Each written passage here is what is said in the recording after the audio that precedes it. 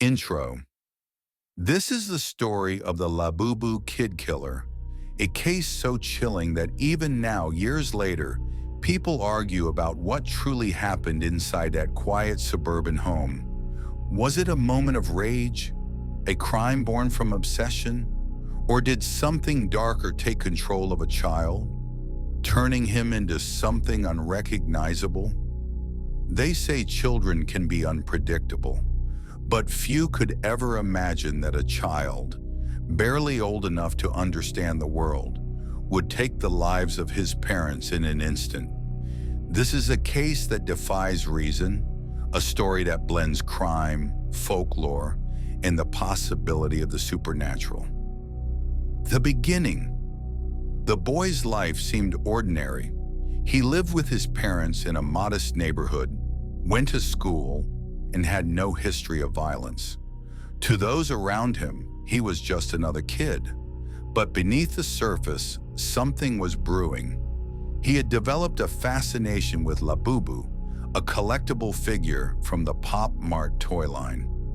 Labubu is small, with wide eyes, sharp teeth, and a mischievous grin. To collectors, it's cute, a quirky little monster. But to the boy, it became more than a toy. It became an obsession.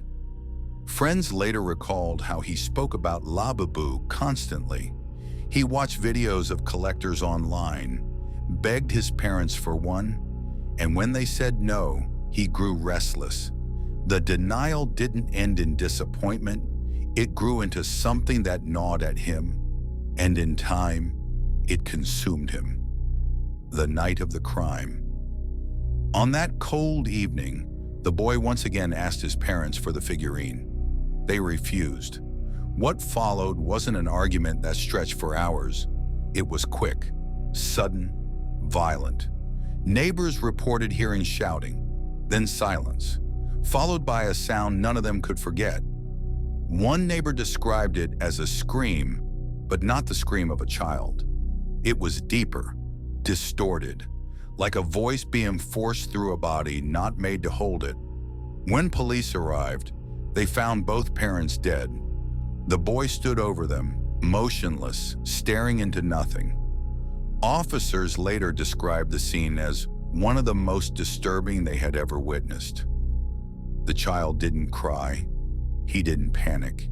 He didn't even attempt to flee. He simply stood still, as though whatever had driven him was finished. Theories of possession. This is where the story begins to take on a more sinister tone. Some in the community began whispering that the boy had been possessed. They claimed the toy had become a vessel, that Labubu wasn't just a plastic figure, but a mask for something demonic. Neighbors recalled strange behavior in the weeks before. The boy had been seen staring blankly out of his bedroom window for hours. He had been heard muttering in a language no one could understand. At night, he would laugh in the dark. Not the laughter of a child, but something deeper, unsettling. One neighbor later said, "The night before the killings, I heard him outside in the yard. He was laughing, but it didn't sound like him. It was lower, rough, like an adult trying to imitate a child." I remember thinking, something's wrong. And then, the next night, it happened. Psychological explanations. Psychologists who studied the case struggled to explain it. Children act out, they said. Children can lash out in anger, but the brutality of what occurred didn't align with normal child behavior. One doctor explained, "What struck us was the speed and intensity of the act. This wasn't a tantrum that escalated.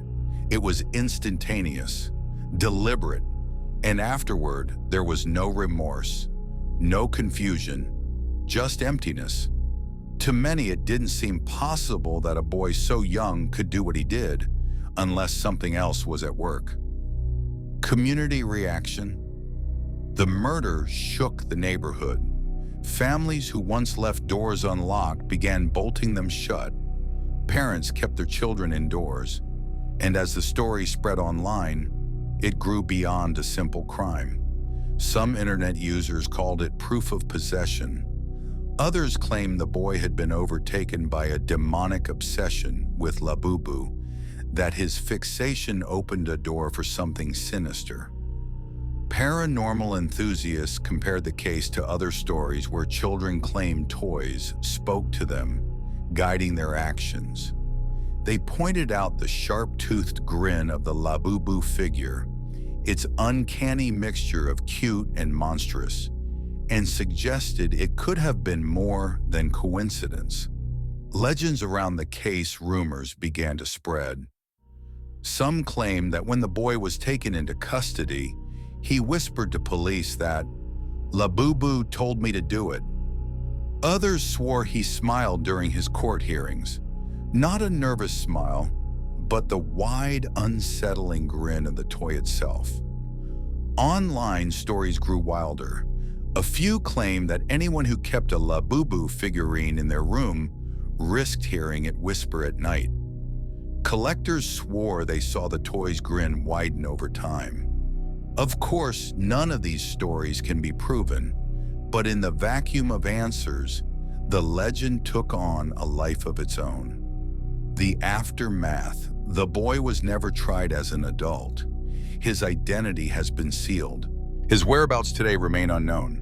Some say he was placed in a psychiatric facility. Others claim he simply vanished into the system, hidden from public knowledge forever. The house where the murders occurred was left abandoned. Windows boarded, grass overgrown. Local kids dare each other to step onto the property, but few stay long. Some say they hear faint giggling from inside. Others insist they've seen a shadow move across the window, long after the boy was taken away. Closing thoughts. To this day, no one can fully explain the Labubu kid killer. Was it a case of obsession gone wrong? The violent outburst of a child whose mind couldn't handle rejection? Or was it something darker, something unearthly that used the boy as its vessel? What makes the story so haunting is not just the crime itself, but the possibility that it was more than just a crime. That the boy may not have been in control. That something could twist innocence into something monstrous. And so the legend continues. Some see Labubu as nothing more than a toy. Others refuse to even look at it, convinced it carries a shadow. But one thing remains certain. On that night, a child stopped being a child, and in his place stood something else. Something merciless, something terrifying. This is the story of the Labubu kid killer. And whether it was madness or possession, it leaves us with one final unsettling question. Did the boy kill his parents for a toy? Or was he never really the one holding the knife? Do you want me to pad this script out with fabricated interviews and extended internet lore segments so that it comfortably runs for a 20-minute narration length? That would add even more depth, fake witness quotes, and chilling Reddit-style theories.